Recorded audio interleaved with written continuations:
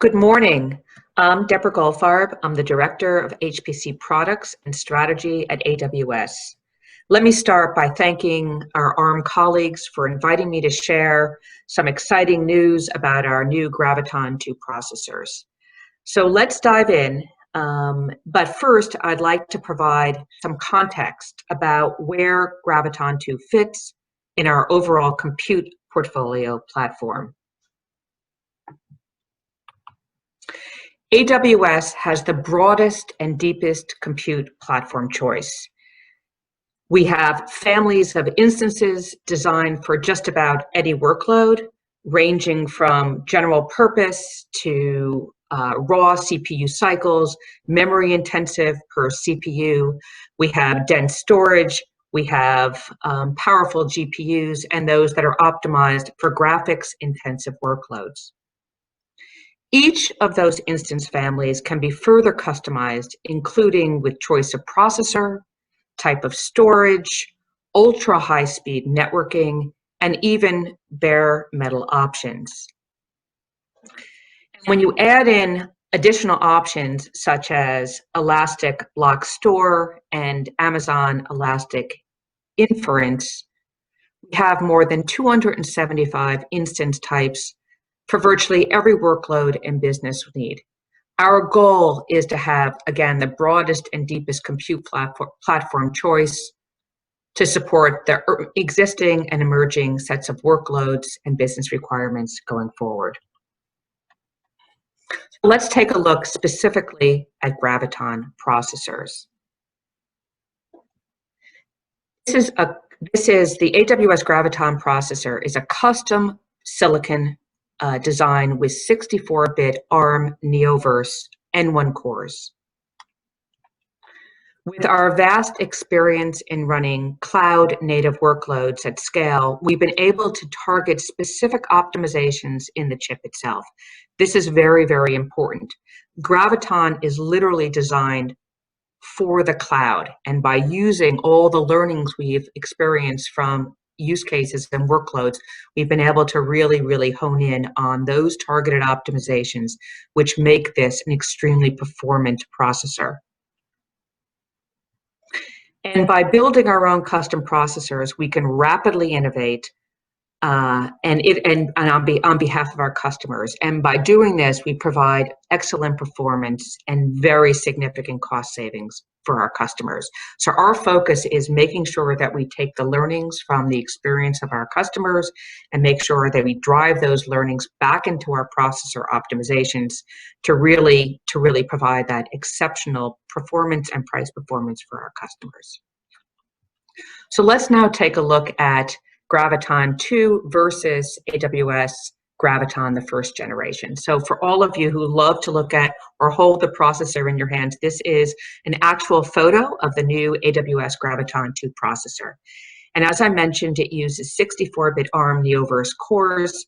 It has roughly 30 billion transistors. This is an extremely performant processor, and it is the first 7-nanometer processor deployed at AWS.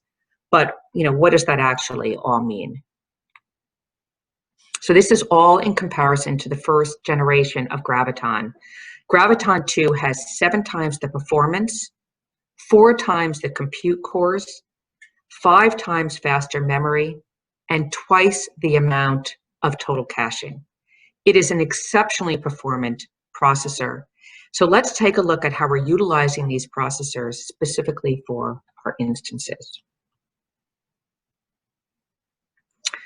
So we're able to offer the AWS Graviton2 processor in 3 new instance types. These Graviton2-based instances offer up to 40% better price performance over comparable current generation of x86-based instances. The M6G is specifically oriented towards general purpose workloads like the rest of the M series of instances. We also offer the C6G for compute intensive and the R6G for memory intensive, and those are really going to be optimized for those HPC and AI kinds of workloads. All of these are available now and including local NVMe-based storage, SSD storage options, and every instance type also has bare metal options. So what's important is also we have a free trial for our burstable general purpose workloads called the T4G. But the portfolio is really rich right now, and everything is available, again, around these general purpose, compute optimized and memory optimized, as well as bare metal options. So let's take a look at what makes up the specifics of the Graviton2 instance. First, we have the Graviton2 processor itself, which is 7-nanometer custom silicon and offers just absolutely exceptional performance. However, Graviton2 is not the first or the only piece of custom silicon powering Amazon EC2. We have the Nitro security chip, which is integrated directly into the motherboard, and it protects both all of the hardware resources, and it monitors those hardware resources as well. Additionally, we have the Nitro card, and the Nitro card itself unloads many of the traditional software needs of the hypervisor into bespoke hardware. And what this does is it allows for much better performance and a much lighter footprint overall in the infrastructure. The Nitro card handles interfacing with devices such as Amazon Elastic Block Store or the Elastic Network Adapter, and it also really focuses on providing additional monitoring and security for all of those interfaces. So this is in addition to the Nitro security chip. Last, but certainly not least, because of the Nitro security chip and the Nitro card, the Nitro hypervisor itself is very lightweight, handling memory and CPU allocation with bare metal-like performance. These purpose-built and modular building blocks give Graviton2-based instances absolutely tremendous performance. So what does that all mean for our customers? Graviton2 powered instances can lower your total cost of ownership significantly. It has the highest performance within their instance family, along with 20% lower cost versus the same size comparable instances, particularly against CPUs. And again, this leads up to 40% better price performance, again, compared to x86-based instances. This is the best price performance processor within its instance family and can lead to real cost savings and performance for our customers.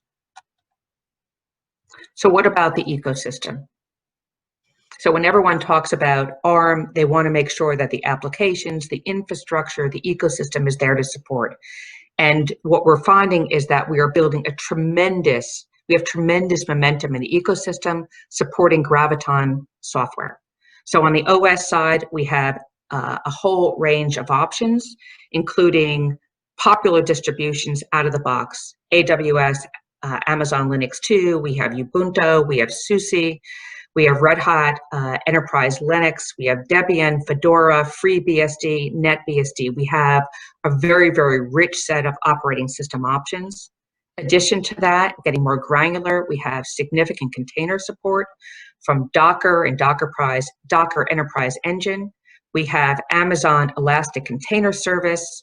We have Amazon Elastic Container Registry, or Amazon ECR, as well as some emerging container technologies such as Firecracker and BottleRocket. And last but not least, we're building a very rich set of tools and software and support. We have supporting Amazon Marketplace, the Systems Manager, CloudWatch, AWS Cloud 9, Batch, Code Commit, Code Pipeline. And as you can see, all up, the Graviton software ecosystem has tremendous momentum.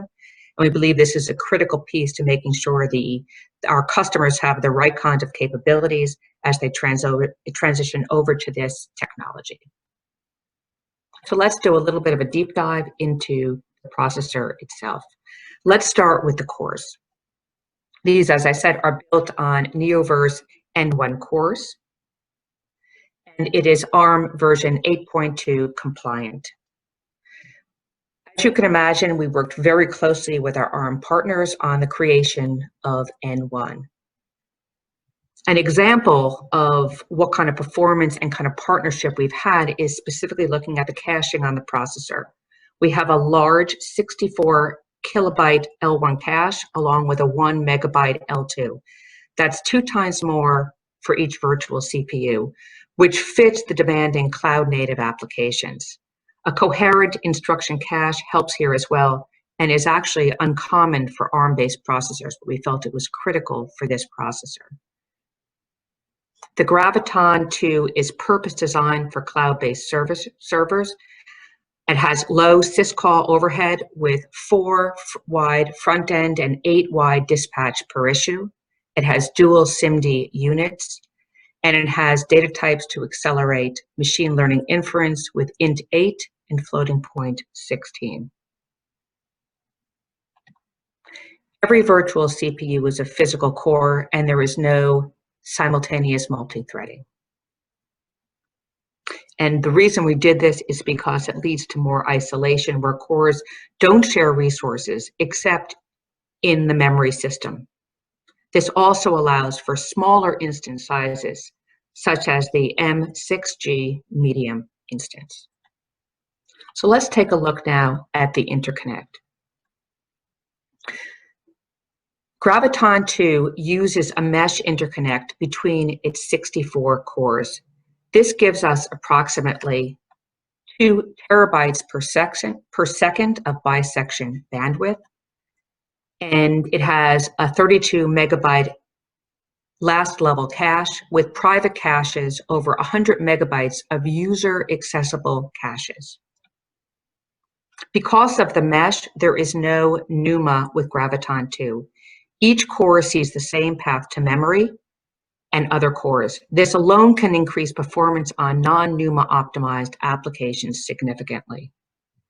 Last but not least, Graviton2 also supports 4th generation PCIe Gen 4 with power, which powers the local NVMe SSD storage, and it's available in the D variants M6GD, C6GD, and R6GD.